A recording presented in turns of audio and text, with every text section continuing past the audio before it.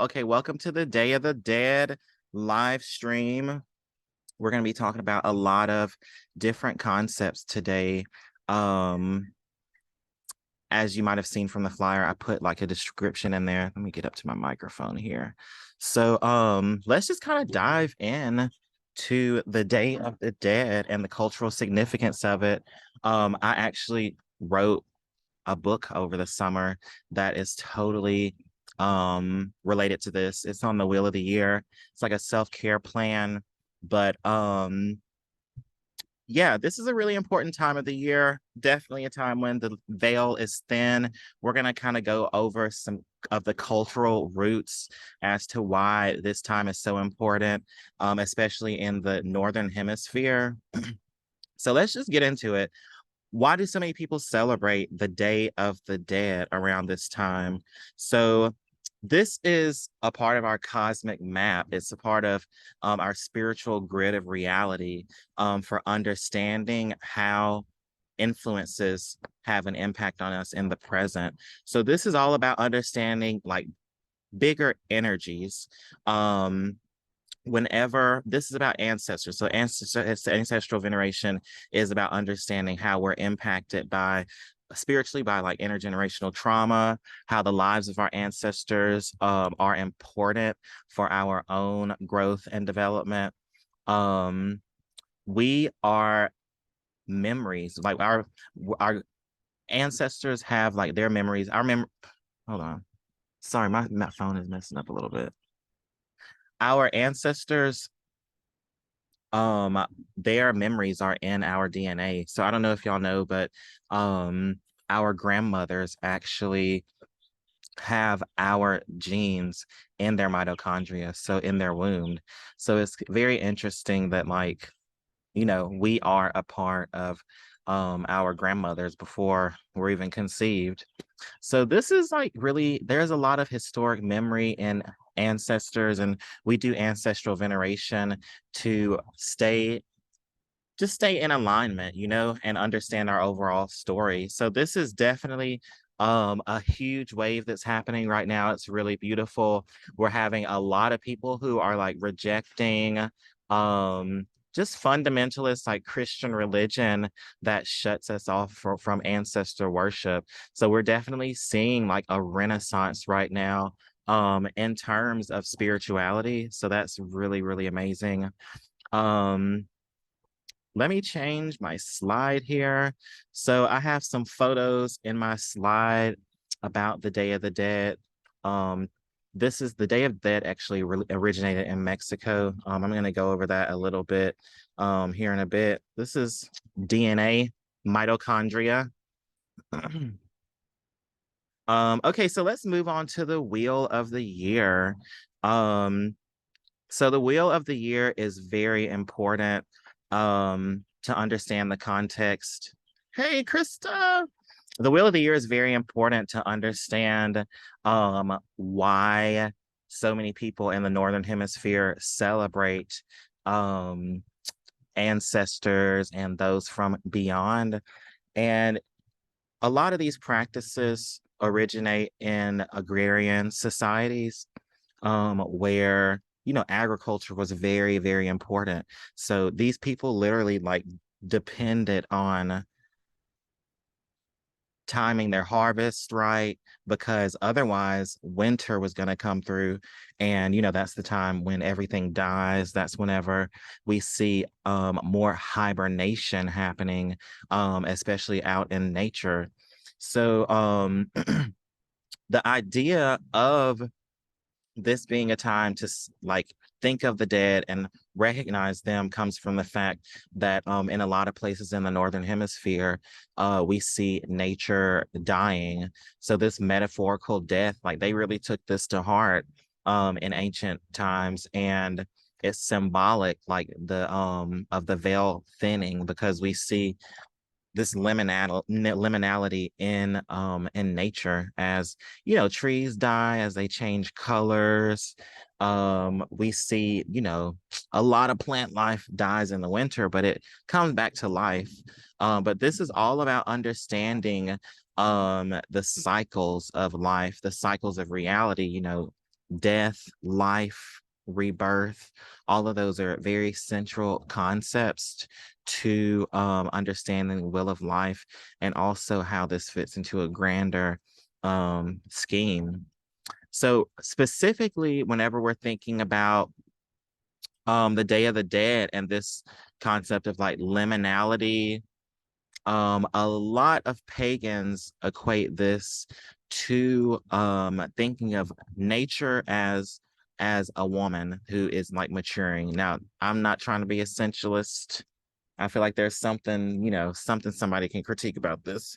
But for the sake of this argument, we are understanding nature as a woman. So the sun, metaphorical sun, impregnates the maiden, who is this archetype of nature in the spring. So that's when the spring we see this metaphorical like pregnancy, like nature is pregnant, getting ready to bloom. What's up? Hello, Moon Rising. Hey, what's up, everybody? Just so everybody knows, I am doing a Day of the Dead live stream. I'm just putting part of this up so y'all can see it. But period, go to the Patreon so you can see the whole slideshow because it's a thing. I have a lot of photos in here, but I'm just giving you all a sneak peek of the recording session. Okay, so back to what I was talking about. So whenever we think about the metaphorical archetype of Mother Nature, we see her as a maiden impregnated by the quote unquote sun. What's up? What's up? What's up? Impregnated by the sun. And then we see in the summertime, late summer, whenever we go into harvest season, we see her bear the fruit. So that's the time when we see the harvest. That's when we see all of these celebrations of the ancestors, protection for yet another productive harvest. We could definitely talk about the huge deficit that's happening right now in terms of agriculture globally, but that's another story. And then so we see the pregnant maiden, as I mentioned, become the harvest mother in the fall, and then into the winter, she becomes the dark crone mother. So the mother of death. So this is the crossroad, this is that crossroad psychopomp figure existing between life and death. So we're going to think about the concept of liminality now. Let's look at this.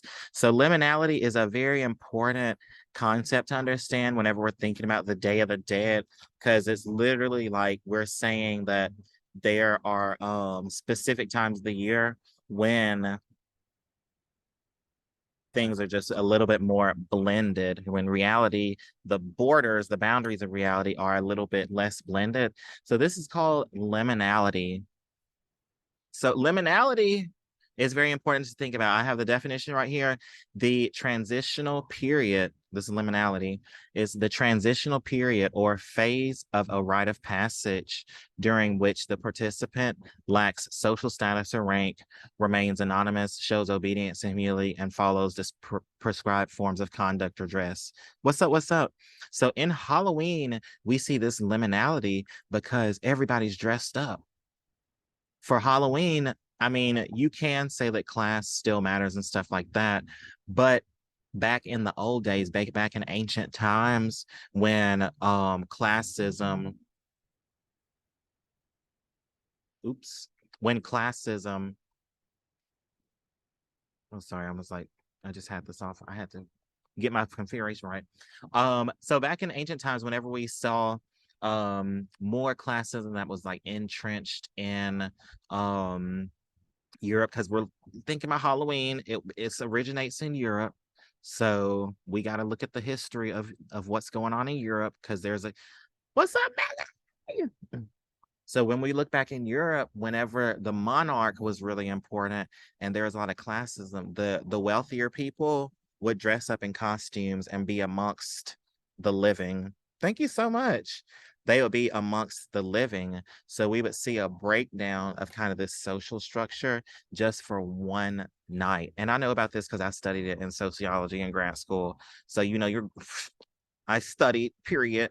But this is very interesting. So for Halloween, we see everyone dressing as these otherworldly figures. You know what I mean? You know what I'm saying? And so this is really important to think about. So a common example of liminality, just to dive deeper into this, is a short time between life and death. Period, Megan. I'm just letting y'all know I'm credentialed. Period. I read. Hey, I can send y'all the source for this too, because they did research on primary sources. Okay, so a common example of liminality is the short time between life and death, or between sleeping and being awake. Liminality can refer to the physical, emotional, and metaphorical transitions that occur in life. So these transitions can often feel uncomfortable for the people experiencing them. So when we think about liminality, that is what we're thinking about whenever we are thinking culturally about Halloween. People, especially in different cities, people will dress up, go to different neighborhoods they normally wouldn't go to, dressed up. It's a time for everyone to kind of be be them. You know what I mean? Be them in a very unique way, but also take on different kinds of spirits. So it's very interesting. Okay. So this is a graphic that I have on my Patreon here. It is about liminal space. So we see there's a lot of different kinds of liminality. There is emotional, oh my God. There is emotional, physical, metaphorical liminality.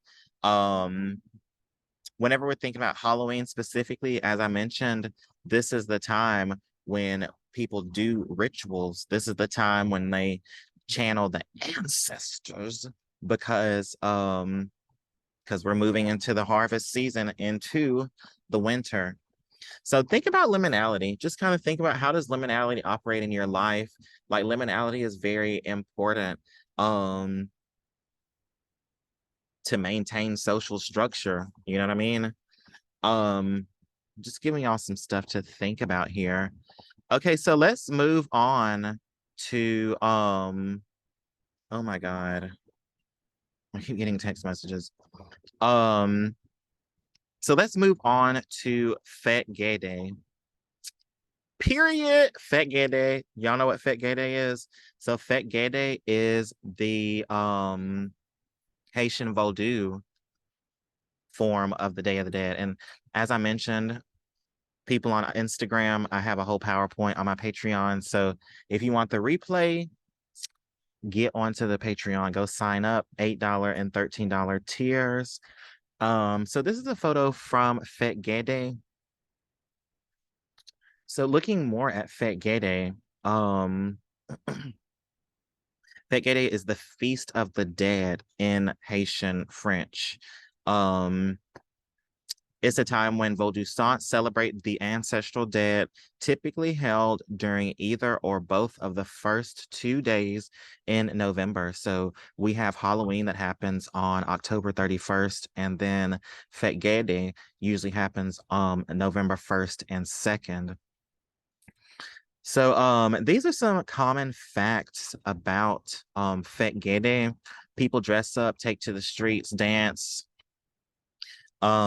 as a form of communion with the ancestors. They walk in processions to graveyards, also, where they feed the ancestral dead.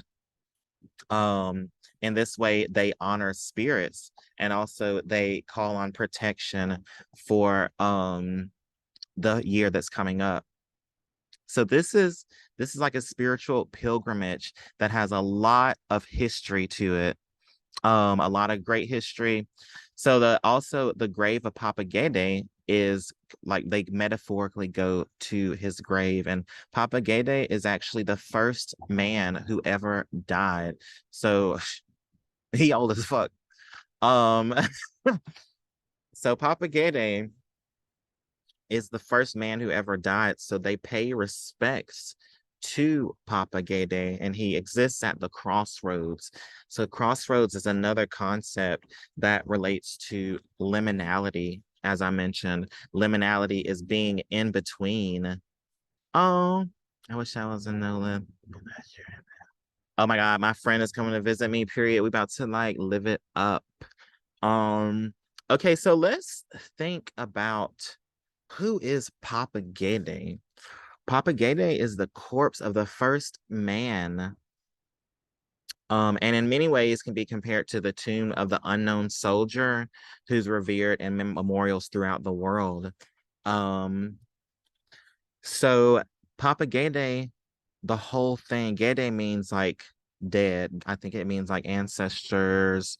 Um, and so also there's like a family of Loa that are spirits in Haitian Vodou. So sometimes these spirits are who take possession of people and stuff like that.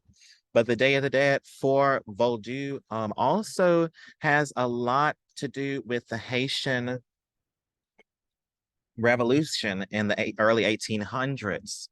There's a lot of Haitian migration here to New Orleans, actually. But the Haitian Revolution, they did a ritual before they went into battle with the French.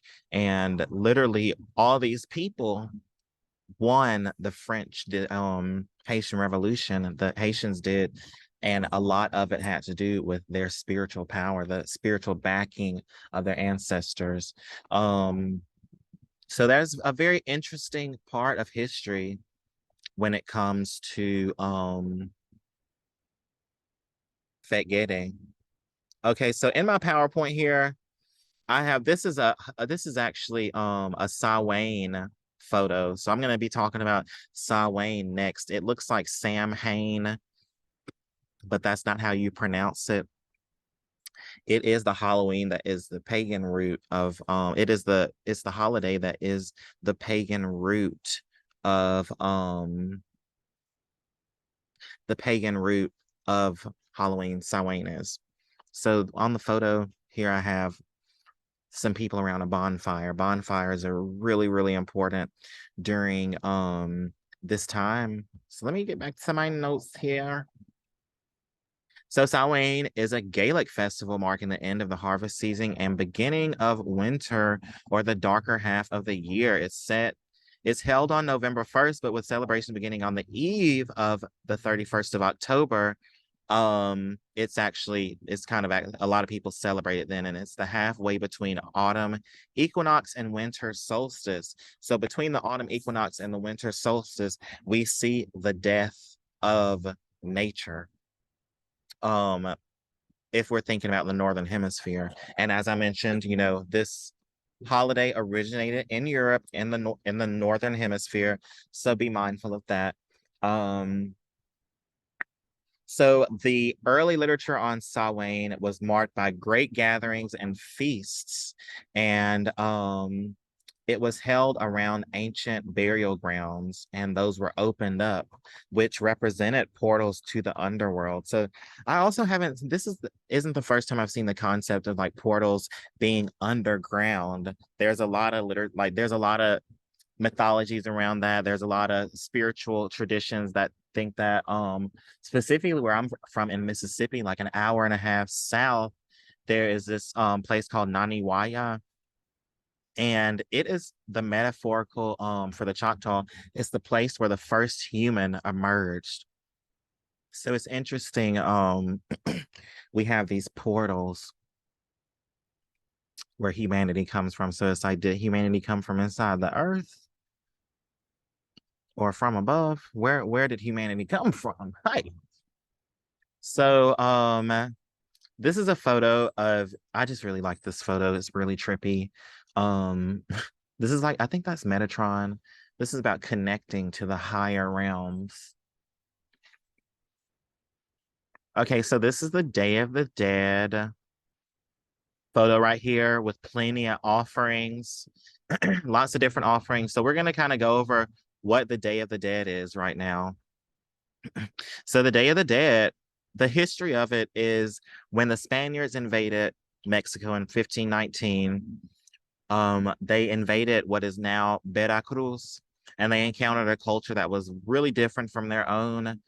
So they saw that these people were having parties around the dead, the Aztecs. Um, and so there is a lot of illustrations around this. We see a lot of art that was created that created this kind of like figure of the woman, you know, the skeleton. So it's called La Calavera de la Catrina. So the skull of the rich woman, La Calavera de la Catrina. And Mexican illustrator Jose Guadalupe Posada is actually the person who created this. When you know, when you see the skull and stuff like that, and the decorated sugar skulls. Posada's Catrina figures often are a prominent part of the modern day of the dead observances and in Mexican art. So in this way, what's up, Naomi? Dia de los Muertos. Yeah, for sure. Seguro. So this is how we see the beginning of the imagery around Dia de los Muertos.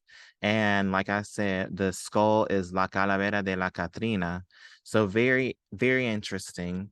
Okay, so entonces seguimos. Tenemos la comida de los muertos. I could totally start speaking Spanish right now, sir. It's hard to like switch in between. So yeah, la comida de los muertos. We have people, they give pan. Pan is food. It's like bread. So they have pan de los muertos. So they have this is bread of the dead, and it's a very rich cake kind of cake bread. And also they have red food coloring that they put into it to mimic blood. Hola, ¿cómo estás? Estoy presentando sobre Día de los Muertos y Fet Gede y otros conceptos de this time of year. De esta parte del año. Okay, entonces let's okay, also they give sugar skulls. So sugar skulls are very important. They also give tamales, mole, enchiladas. So that's food that is typically given, but if you are wanting to celebrate your dead, you know what I mean? You would give food that is like culturally appropriate, of course. I mean, you know, unless you have Mexican ancestors, you know, you don't want to be, I mean, or I mean, I guess if you're working with a spirit or something like that. Yeah. What's up, y'all? What's up? What's up on Instagram? Everybody check out my pinned caption. Books are open. Yeah, yo vivía en Latinoamérica por un año y estudiaba. Yo estudié español en la universidad y también lo hablo mucho. Okay, so altars of the dead are super prominent when we look at Dia de los Muertos. So it's important to understand that these are portals. You know what I mean? These are portals. These are central points where people are harnessing energy. You know what I mean? Harnessing energy, harnessing protective energy, giving thanks, you know, showing gratitude. Gratitud. Oh shoot, let me. Okay. So let's move on. So altars of the dead, you know, they'll typically upon a tabletop. Marigolds are also very huge in Dia de los Muertos. They have a distinctive scent that's set to lure the dead. Los Muertos. Very muy interesante, ¿no? And so from Christian tradition comes the candles used to light the way for the departed souls. So that's the reason we see candles also being lit, you know, canelas, because this is a sort of lighting the way para los muertos. Okay, entonces seguimos. So a meal for the dead, you know, people will put this out for the dead, for the ancestors to get those blessings. And we're going to talk about Santísima Muerte, La Santísima Muerte, later on, who is the psycho pump of the crossroads. Las calles que cruzan. Okay, so right now let's go and kind of look at some rituals that you can do. Did I skip over anything? Let me see. Did I skip over anything? Let me see. Oh, yeah, yeah, yeah. Okay, okay, okay, okay. Entonces, seguimos. Okay, so I am gonna put this article. What's up? What's up? I'm gonna put this in the article, but these are some reasons you would want to practice a ceremony to communicate with your ancestors. So there are a lot of ways to communicate with your ancestors, and eventually it can become a daily practice and dialogue for you. You know, it's kind of like living in the spirit. When you live in the spirit, you are having constant conversation with God. Hallelujah. If you can, they in Hermetic Kabbalah, they call it the Holy Guardian Angel. The mystics call it that conversation with the divine, because understand we ain't always talking to ourselves. Hallelujah. Okay, so spirit is energy and uses high vibration frequencies to access the earthly realm. So ceremony is a high vibration.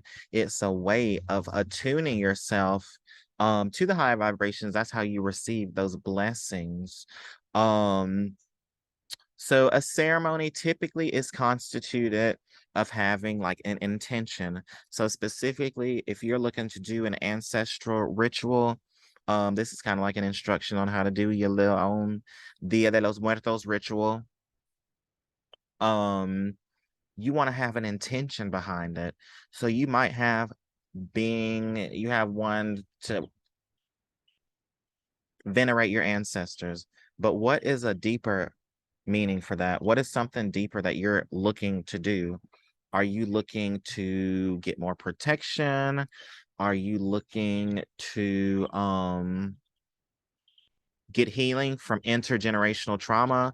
Julio, oh my God, I'm coming to see you soon next year. What's up? I love you. Te quiero mucho. Besitos. Okay, so you have to have an intention for your ritual, you know what I mean? So that's going to be ancestral veneration. So then we have attention. So this is how you raise the ante. This is how you raise the energy so that you can use music, you can use bells,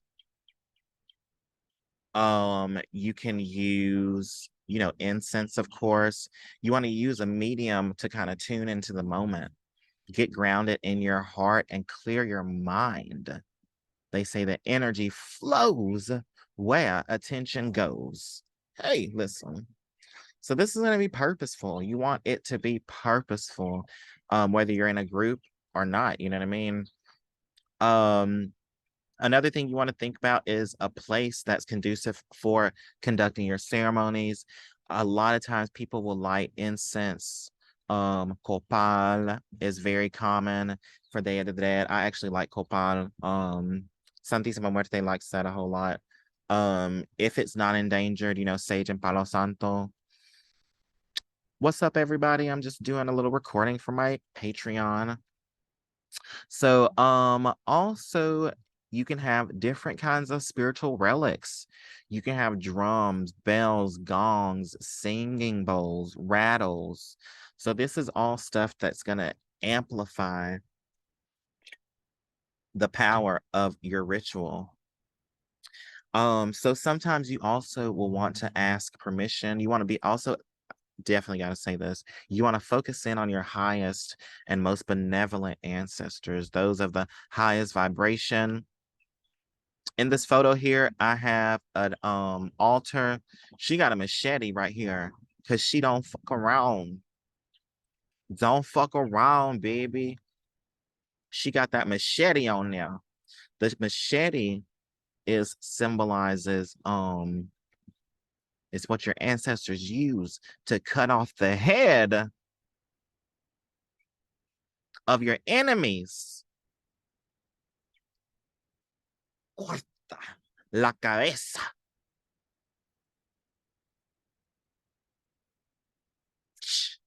period.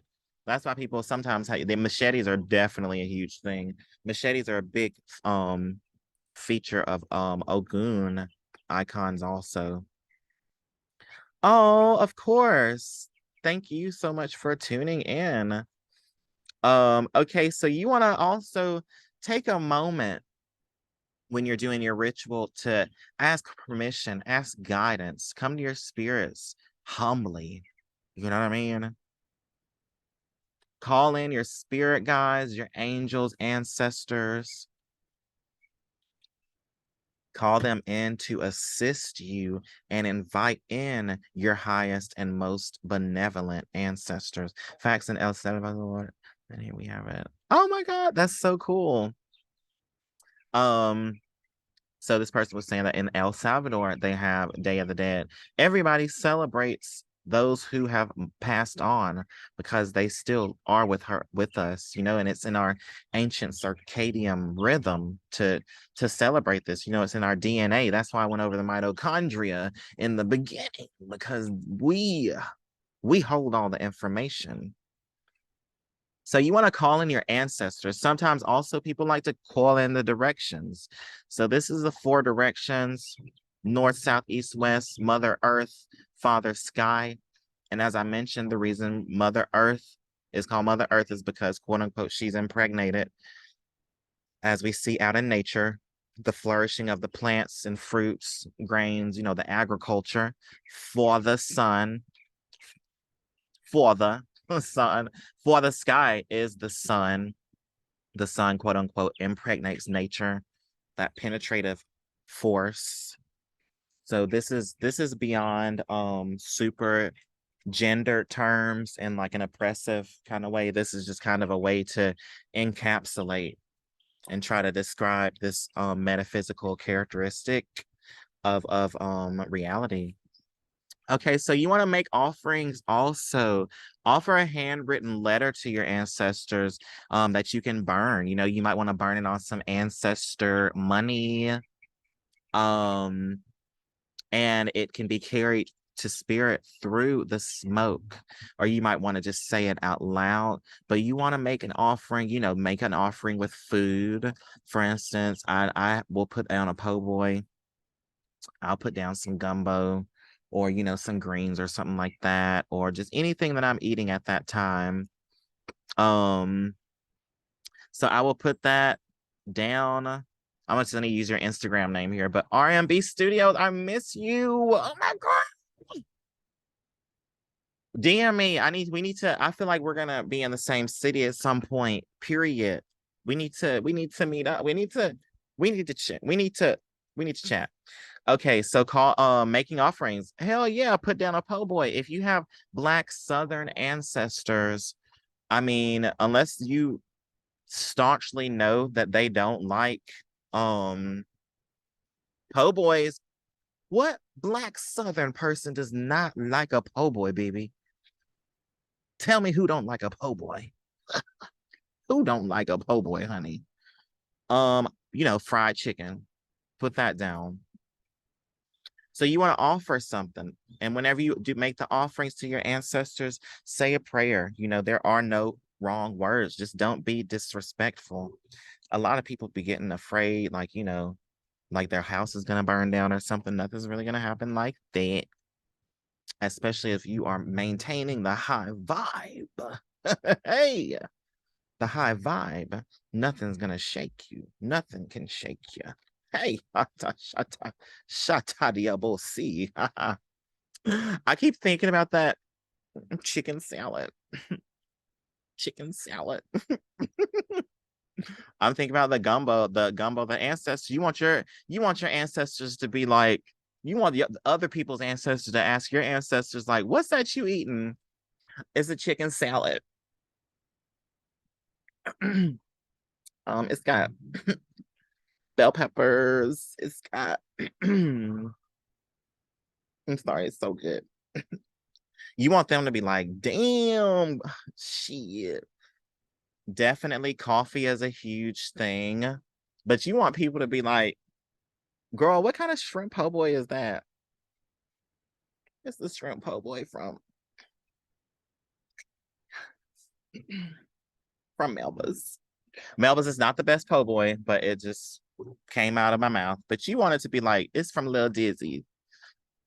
Yeah, and don't eat from the ofrenda. Don't eat from the altar, y'all. Like, once you put it down, keep it there. You might fix your own plate from the pot, but leave the food to your ancestors, especially if it's alcohol. If you're going through a little dry spell and you put it on your altar, don't drink the ancestors' alcohol just because you out of alcohol. You know what I mean? It's okay to share, but you don't want it to have been there for like a day or two, and then you're like, oh shit, we ran out of wine. I want a glass of wine, but I gave it to y'all. No nibbles. I don't be nibbling. If you put it there, yeah, fix a little plate for yourself and then fix one for them.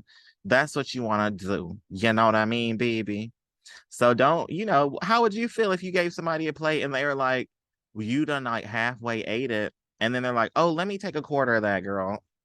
You like the fuck? So just think of that.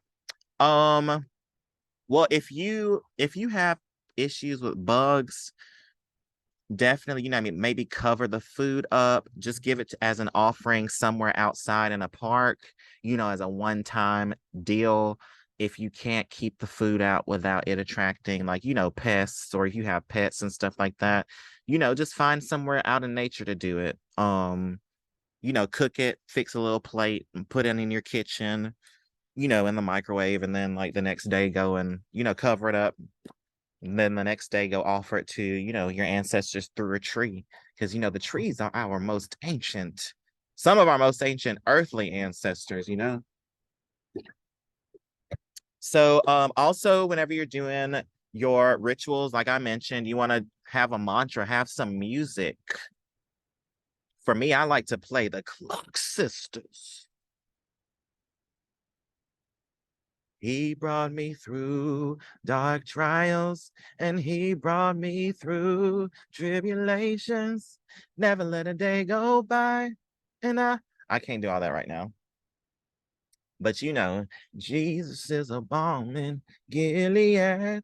Hey, his eye is on the sparrow. Shandariabosi. So you want to put on different kinds of music that your ancestors might like. Sometimes I even be putting on Afro-Cuban music. And then I feel like they be liking it. You know what I mean? You can thrift a glass cake cover or stand. For sure. Definitely get a little glass cake cover and cover your plate up that way. Yes, that is definitely put it on your altar, cover it up to where the scent isn't coming out and stuff like that. And then have a candle lit by it if you want to. If you want to be even more fire safe, you don't have to do that. Put it on your altar, dedicate it, and then go give it to nature. You know what I mean? And be like, nature, act as a conduit for the offering to my ancestors. So then you can do whatever you want to after that. What's up, Erica? So then you can do whatever you want to after that. After you have prepared the offering and stuff like that, you can sit, have some music on and, interact with your ancestors after you've called up the energy and given the offering and stuff like that. Some people choose to like stare into a flame or do some kind of scrying. They like maybe they'll do a tarot reading or some kind of divination. It's a great time to do divination whenever you are doing ancestral rituals. Ask like, what do you see for the next week? Highest and most benevolent ancestors, do you see goodness? Do you see protection? Do you see prosperity? And then if they don't, ask for protection from that. So just kind of be open to whatever like is going on. Like just be open to the messages that you're gonna get. So then, like I mentioned to everybody, if you're on the IG, the Patreon is where it's at, period. I have a whole slideshow that I'm doing right now. This is another picture of an ancestor altar. This is a white person. Um, they have a tree on there. Crossroads photo, another picture of ancestors. Okay, so let's move on to looking at, I have 3 different deities that I'm going to talk about. 3 different deities that represent the crossroads. What's up, Rebel Flower? So, Day of the Dead is very important. As I mentioned, just to do a recap, whenever the ancient pagans, whenever the ancient agrarians were looking into nature, they saw everything dying from the fall to the winter. So we see, metaphorically, we see the archetype of death coming over nature. And then that is what they call the veil being thinner. Because I mean, y'all got to realize a lot of people died in the winter. A lot of people died. They froze to death in the northern hemisphere. I mean, unless you're in more temperate climates. Remember, Halloween originates in the northern hemisphere where it's winter. So people was dying. You know what I mean? Like people really had to like go through to keep moving, keep it moving and stay alive. So that's where this death thing comes from. And then also we talked about the concept of liminality. So Halloween is about that time in between people dressing as spirits, you know what I mean? And also, as I mentioned, back in old European times when the monarchy was huge and there was more classism entrenched in society, the proletariat and the bourgeoisie, those boundaries were broken down on Halloween. So you would see rich people, quote unquote, going to different parts of town. So there was more interaction during this time. So it was for one night only, you saw a mixture.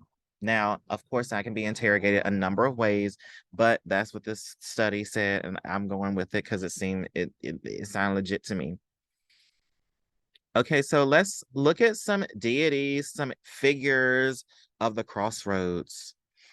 So let's think about Papa Legba. Papa Legba is who we really think about during Halloween, especially when we think about African traditional African traditional practices. Papa Legba is who we really think about, very popularized by American Horror Story. Y'all know Angela Bassett was playing Marie Laveau. So Papa Legba is actually a Loa in Haitian Vodou and Louisiana Voodoo. So Louisiana Voodoo originated here in New Orleans. It actually was created in Congo Square, which is in Louis Armstrong Park here. You can go to drummings every Sunday, and they do that to pay homage to the voodoo spirits here that have protected the black peoples. Hallelujah. So this is also a product. Louisiana Voodoo is a product of the Haitian migration to New Orleans, and specifically after the Haitian Revolution in the early 1800s. So if you look at New Orleans buildings, a lot of them look like this place called Jacmel. I think it's Jacmel in Haiti, actually. What's up, media? A lot of places here in New Orleans look like Jacmel, Haiti, and we see this as being a product of the Haitian Revolution. And so we see Louisiana Voodoo, Marie Laveau, French, Haitian, Creole identity is super huge. So Papa Legba is a crossroads figure. If you notice in all spiritual traditions, they have a psychopomp. A psychopomp is someone who exists in the crossroads, in between the realms. So Papa Legba is someone, is a main deity, is a deity, a figure. Yes, thank you. As a figure, and Legba is very mercurial. So if we look at planetary, spiritual, if we look at astrology, a lot of these figures are based on the planets. You have to remember spirituality comes from an interaction inward and also with our environment. So we have Mercury, a mercurial element to these deities who exist at the crossroads because they communicate between the earthly realm and the higher realm. So yeah, it's very similar to in Ifa. Papa Legba is important to access in order to open the gates to communicate with the other deities. So remember that, very important. Legba facilitates communication, speech, and also understanding. And Papa Legba is also very associated with the dog. Papa Legba has origins in the historic West African kingdom of Dahomey, which is present day Benin. Sorry, I'm drinking this like seltzer thing and I got a little burping going on. So he usually appears as an old man on a crutch or with a cane wearing a broad brimmed straw hat, smoking a pipe and offering rum. So you can give dark rum. Whenever I'm here in New Orleans, if you're ever in New Orleans and you are looking for a little bit of protection, you know, give a little liquor to SU, give a little liquor to the crossroads to get you through this chaotic energy that can be here in the French quarters, baby. Okay, so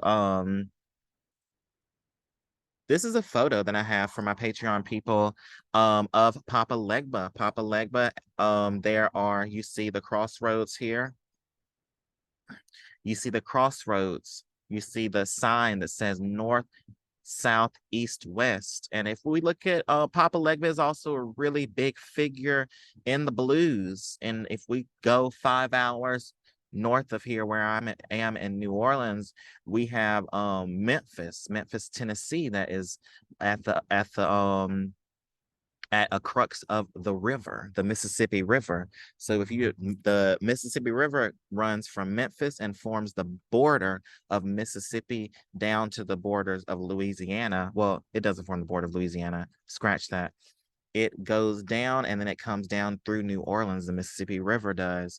So it's like very interesting. Memphis and New Orleans have a very deep connection in the way that blues originated in the delta of Mississippi, and jazz later on was created as a byproduct of the migration of people who play blues, you know, the Black peoples there who came down to New Orleans. So it's really important to understand like a lot of Memphis music, a lot of blues talks about crossroads figures, figures that exist at the crossroads. Papa Legba specifically is someone, you know, playing the guitar, got the keys to the doors where all the spirits exist. So this is very interesting stuff to think about, you know. Papa Legba.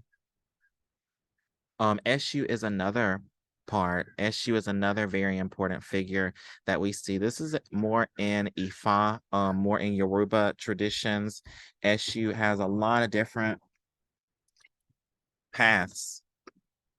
SU has over 100 different paths. There's a SU, a Legua, SU has SU Odara, SU Laroye.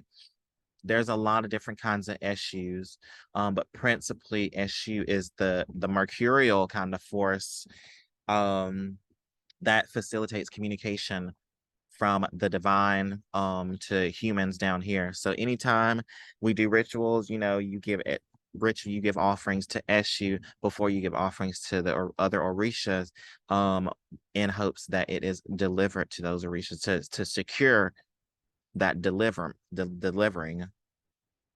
I'm just like talking all over the place. I hope y'all understand what I'm talking about.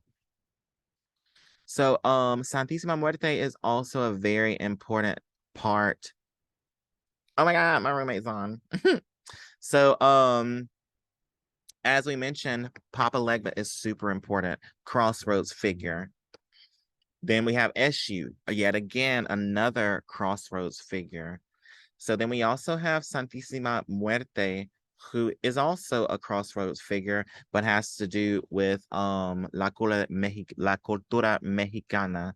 So we have Dia de los Muertos, Santísima Muerte is una parte muy importante de Dia de los Muertos. So yeah, Santísima Muerte is a really important part of Dia de los Muertos, because she is the mother of the marginalized. She's the spirit that accompanies us across the lake. She's like that Isis figure. There's a lot of different studies about her actual origins. There's this one book, it's called, I have it on my PowerPoint here for my Patreon people. It's called Santa Muerte: The History, Rituals, and Magic of Our Lady of the Holy Death by Tracy Rowland. It's a really, really good book for understanding like the cultural significance of Santísima Muerte and her different the different archetypes that she represents in a lot of spiritual traditions across the world and throughout history. So Santísima Muerte, very benevolent spirit. Actually, the drug cartel people work with her. Very interesting. She's very powerful, but also very forgiving, very I don't want to say forgiving. I would say very open to everybody. She has really grown in popularity a lot. She definitely loves working with queer people, those people who exist on the margins of society. Definitely a lot of loving energy. She is great. So this for my Patreon people I have on here. Um, this is a photo of Santísima Muerte. So she has a lot of different kind of like colors. She has a lot of different forms that she comes in. So she comes in like red, gold, green. You can get like purple. There's a lot of different forms that she comes in, and those are represented by different colors that have different that identify her different strengths.